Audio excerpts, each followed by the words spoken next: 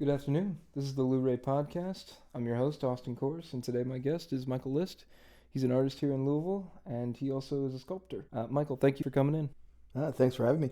Starting out, you're from Louisville, right? Yeah, I'm born and raised. So, how did you first get into art? I remember you telling me that you played around a lot with like cars, and now you do metal sculpting. Is that kind of where the fascination began? With metal, but as far as I just starting out in art, started when I was a teenager. Really, like maybe a little bit before. My brother and I always sketch and doodle, but it's like it wasn't anything serious until like he went to high school and started seeing him do it. So then I did, and I started just out of like Wizard magazine learning how to draw like comic book characters, and that just sort of developed once I got into high school and took art and then college and so on. So, when did it really click for you in high school? Like, when did you think, oh, I can really do something with this? It was like my sophomore year in high school. There was a competition for the torch bearing thing for the Olympic, the torch run. I got second place, but that didn't feel like anything until I went to the run ceremony where my painting was like 2 stories high. Carl Lewis running through the finish line with a Olympic torch behind him and horses racing from the back of it. It was pretty cool. It's one of those like, okay, yeah, I can do this. Yeah. Seeing your art printed 2 stories high must have been something to see. So you went to college for art then? Yeah. Went to Murray State. Sunk in and started learning. My second time back, the first time didn't work out that well for me, but the second time I kind of just came back with the attitude I was going to apply myself. And art was one of those areas where you think it's going to be easy, but you're like taking these 3-4 hour classes, and then you have like labs and your homework you have to go to the studio for. You're not going. It's not like you sit around your house and eat and do it. So it's really like a full-time job just making stuff.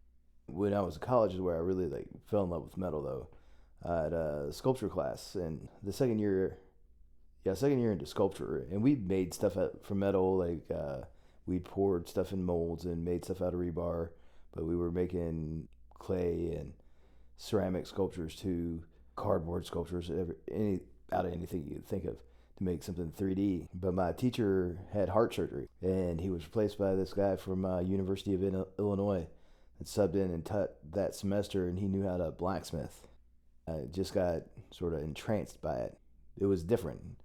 It was something that I really sort of poured myself into for a while. I still have library. I just thought of that. I just still have library books that I checked out from Murray State that I've paid for, by the way. I ended up paying for when I had to pay them back. I just never turned them back in because they'd never been checked out since like 1978. Like they were older than I was. So they were the last time they were checked out was before I was born. So no, obviously nobody was interested in them, but I still have those. Modern blacksmithing and modern metalwork and modern knife making. I just spent a semester just practicing techniques. It was the funniest thing. This skinny, short kid with long hair. Long hair went away when I started working on the forge regularly, but like middle of winter, like I'd have like a wife beater and shorts on because it's like a forge is like 3,000 degrees. It's crazy. There was this like almost like a dock door, like a garage door type deal on the side, and I'd always have it cracked, and I'd walk out 30 degrees outside without a coat and just like smoke cigarettes, steam coming off of me like I was an athlete. But I spent a great deal of time that semester doing that, and it just sort of stuck. What was so attractive about it? Because you originally started in 2D art. Yeah, definitely started, but I think everybody starts with that. Pencil and paper or crayons or whatever. The metal was it was just sort of like being able to take something strong and durable and you make it soft and malleable and you make it into whatever you want. When it comes back out when you're done, it's still like strong and durable. It's just something completely different than where you started.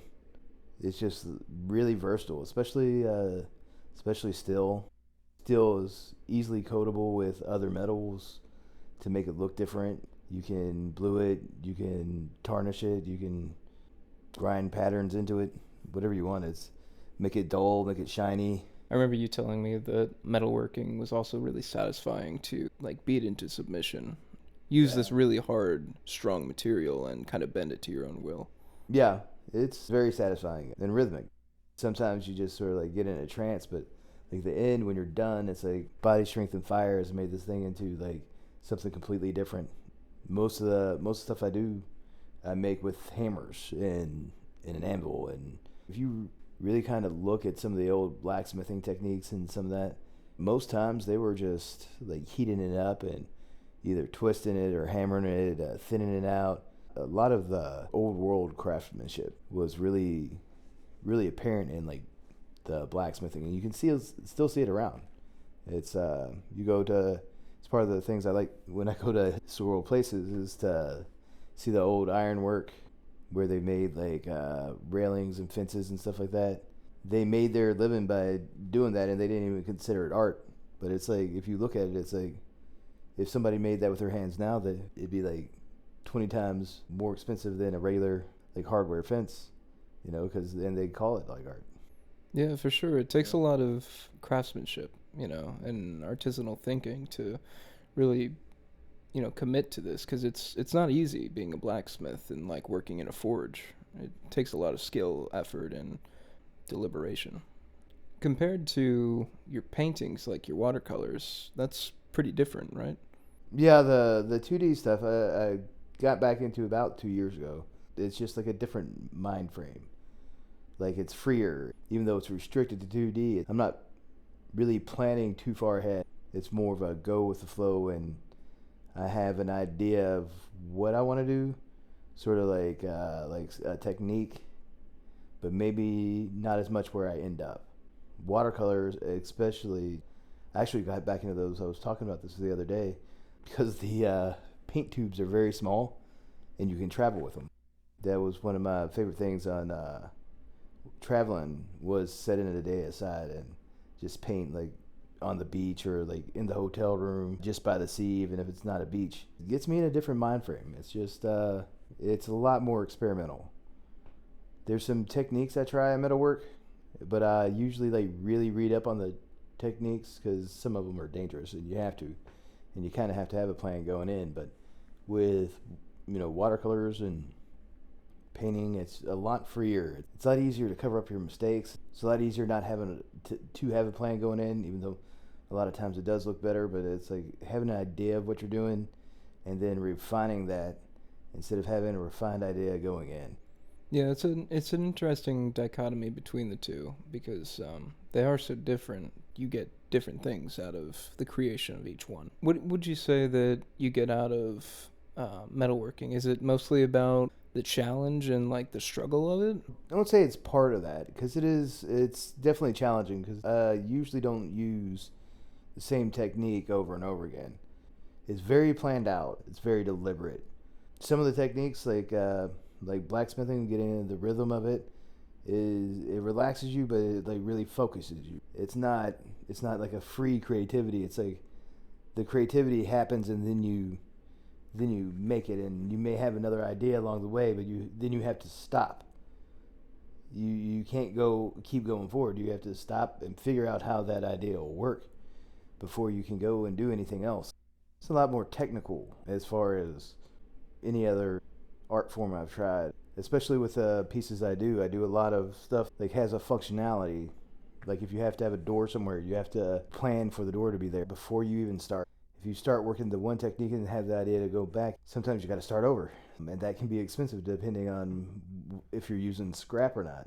It's definitely more deliberate and sort of connects the technical side of my brain to the creative side of my brain. I remember you likened it to almost artistic engineering. Yeah, it's a lot that way.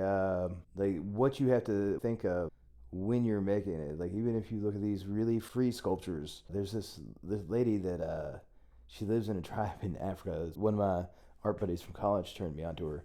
I forgot her name, but she makes these huge lit up nets. They're like fishing nets, but they're 2 stories high, and they're set up for a while. And she just paints them with light.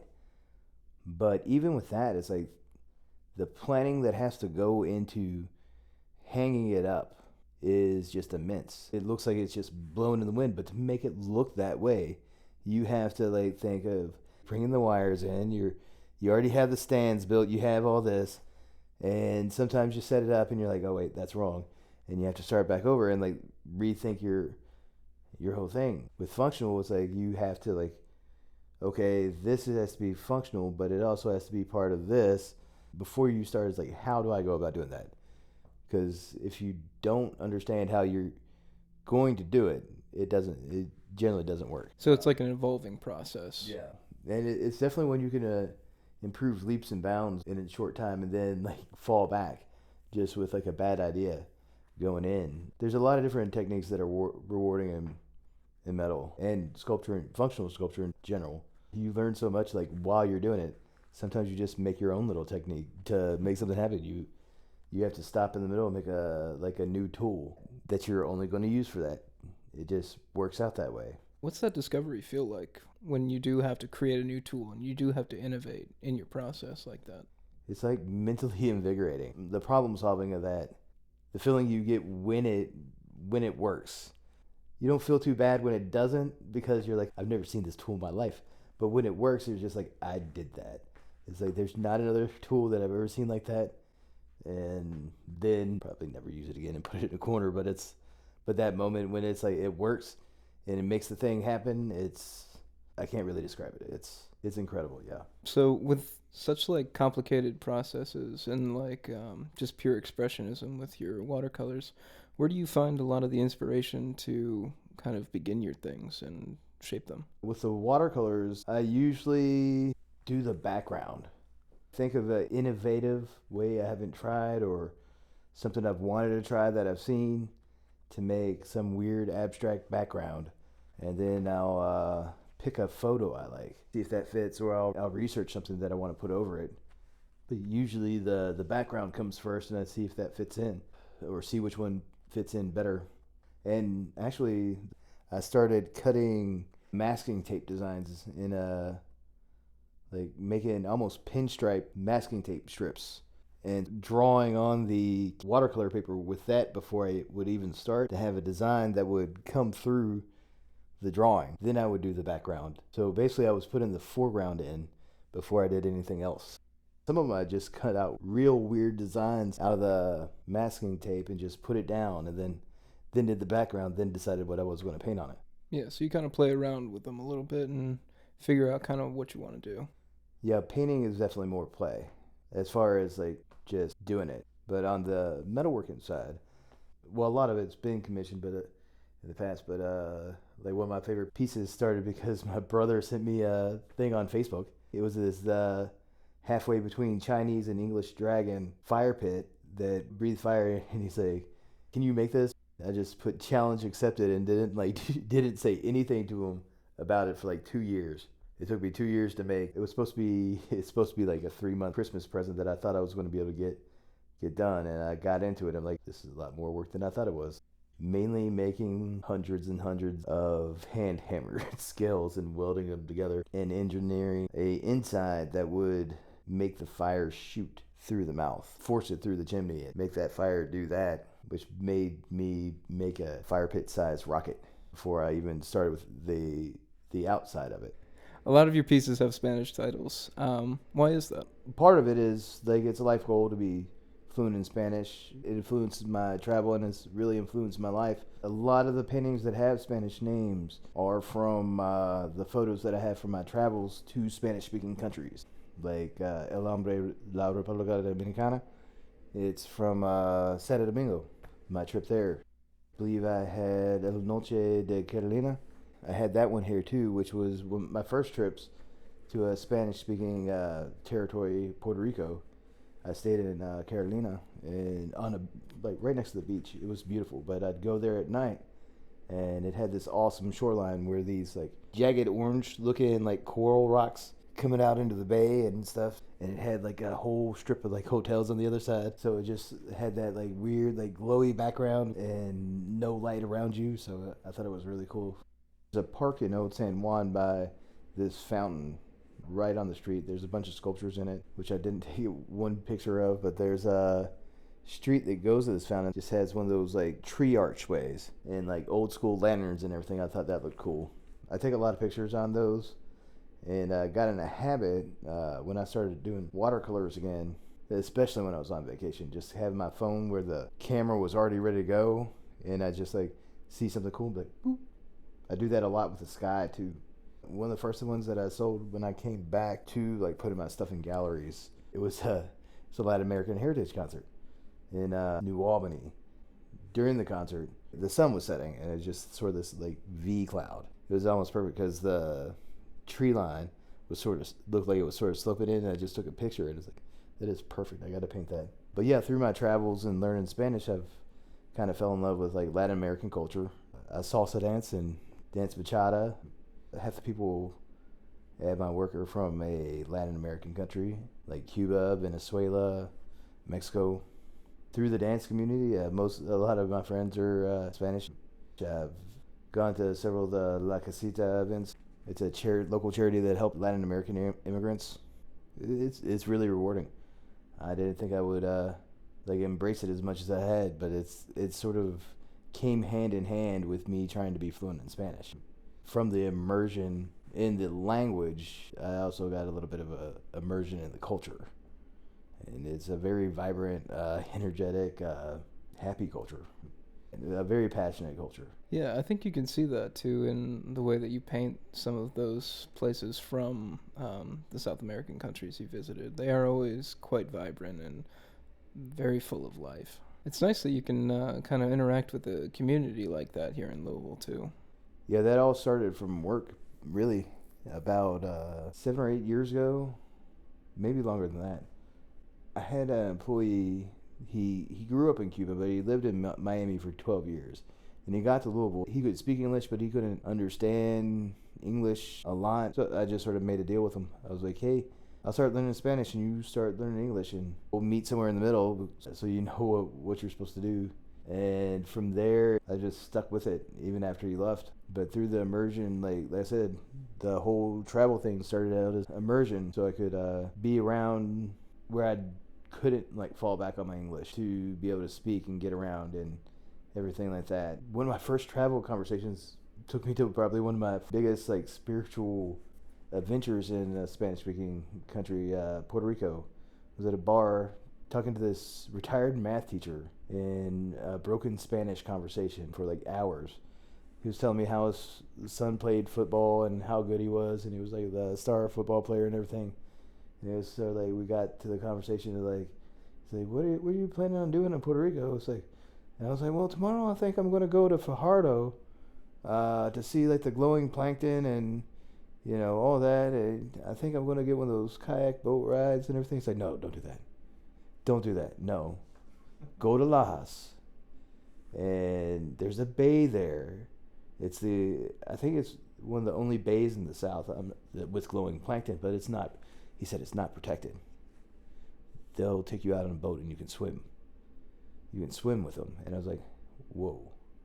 Okay. So I just followed his advice. It was like, instead of like an hour trip, it's like I ended up driving all the way from Fajardo to the other side of Puerto Rico. So I took like a 3.5 hour drive across an island that is the size of Jefferson County plus a little bit of Shelby County. That was my first experience of traveling in a Latin American country too, like driving as far as that kind of length.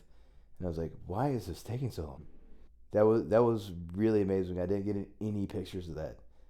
But yeah, definitely a lot of things surrounding the Spanish names. Some of them influenced by Spanish-speaking people or Spanish-speaking countries and sites. Something that stood out to me is when you said you were at that festival and you said that you saw this V-shaped cloud. You said, I have to paint that. Is that kind of what creating art is all about for you? Like, why do you create art? Is it just you're astounded by some beauty of things, or you find inspiration, you have to express it? What's it like? So it is inspiration. I've always been really creative, like always, even before I got into art. Anything creative I'll dive into. On the painting side of things, it's like, especially like the sky has always been one of those things that fascinated me. I don't think I draw inspiration from it. It's just I want to replicate that. I want to see how close to like the raw beauty of something that is so versatily made doing something simple like laying on your back and look at clouds and seeing what they look like when you're a kid. Everybody did that. But like especially in that in like that sunset hour, like the colors, I think that is what draws me more to anything. Every time I'm on a plane now, I take a picture while I'm flying. If I'm flying over the ocean, especially, because the clouds look so cool. Like they're almost like they're touching the water. They're like so far below you. Sunset clouds, like how they catch, like the red, purple, yellow, how differently they're formed. I don't think you've seen like the same type of cloud, but they're never the same. Definitely the color of a lot of things and the uniqueness of shape. Another funny travel story. It's about me taking a picture of a cloud, but I'm sitting there. I was in the Orlando airport. Me and a lady from Costa Rica, and I chatted with her a little bit, and we just sat down. You know how you do at the airport. It's like you make idle chit chat, and then get back on your phone. And it was almost at the same time we both like sort of look up there, and this cloud is sort of like going up, then backing on itself, where it's just sort of like this big like upside down check mark coming off the tail of a plane that's just parked there during the sunset, and it's just this really intense thing. And we both like pull our phones out and walk over the window, and we start talking to it, we chuckle about it and sit down. But it was like how unique it looked and how it was catching everything just struck us both at the same time, and we dropped our phone zombie phase and went over the window and took a picture. It was pretty cool. So you've been a artist for over 20 years now. What do you think you've picked up in all that time? Anything for like the kids in college who are still trying to figure out what their style is or what they want to do, or people who kind of want to get into art? What do you think is some good advice for those people? Dive in and learn anything that piques your interest. But as far as art, it's like there's so many different art forms. I mean, there was a guy, I forgot his name. He was a really popular artist. My art history teacher would kill me. But he put a urinal from a New York subway in an art gallery. That was art. The whole point of it is to be creative. But learning, like just go in there, be like super humble, learn from the people that you're around. If you think you're either bored or stalled out somewhere, if that's what you love, you could just pursue another technique.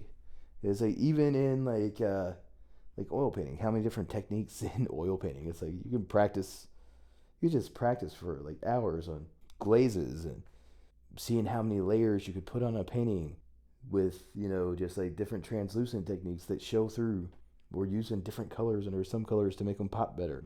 You go into ceramics, it's like you got the wheel, you got construction ceramics, you got molded ceramics. There's a ton of stuff. My biggest advice for anybody that would be getting into art is just dive in and learn. Even if you don't end up in art, it's fun.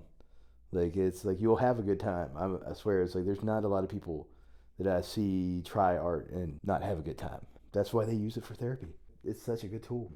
The ones that are pursuing like careers and stuff, just do your thing. Like find you in your art, or put you in your art.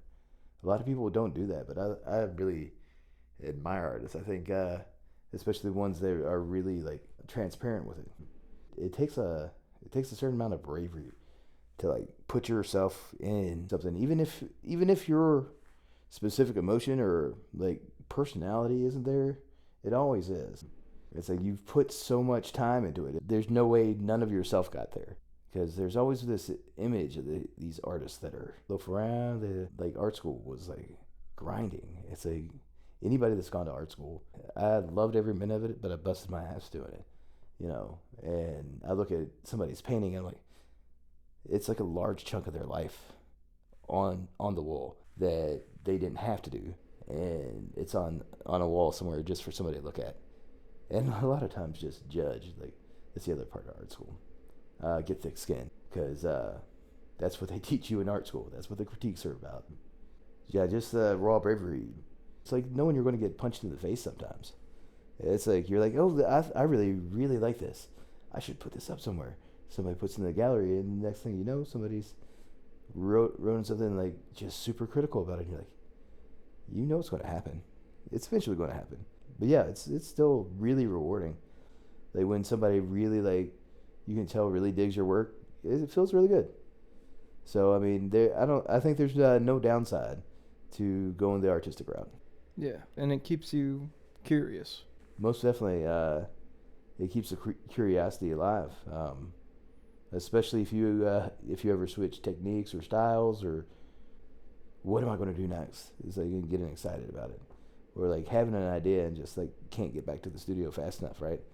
It's like those kind of things. Especially if you're a creative, creatives are definitely one of the people that just they're my people, because if you look at a problem and you only see one way to solve it, I don't know how to talk to you. It's like I really don't. It's not that I don't want to talk to you. I just don't know how. Like even at work, I'll be like, okay, we can do this, but we can also do this. And somebody has an idea, and I'm like, well, we could do this too. Or we end up combining them or something like that. It's one of the most rewarding things about what I do is I have that kind of creative freedom. But at the same time, it's like with art, it's like nobody tells me what to do. I just do it. Unless I have a commission, then they tell me what to do. My favorite thing to do is just sort of like just be in my head and figure it out. But without creativity, you can't do that. That's great advice, Michael. I wanted to thank you so much for coming in. It's really been enlightening to talk to somebody who not only has so much experience in art, but also does work with two different kinds of mediums that are so kind of different from each other. Where can people find out more about you and kind of see your art? I have Pirate Art by Michael List on Facebook. That's the only site that's dedicated right now. Every once in a while I post like where my art is, or I'll post like new things you can check out. There's always paintings for sale. You can always reach out through that site to get a commission for any kind of metal work you want. Great. Well, Michael, thank you so much for coming in, and we can't wait to see more of what you do. Thank you.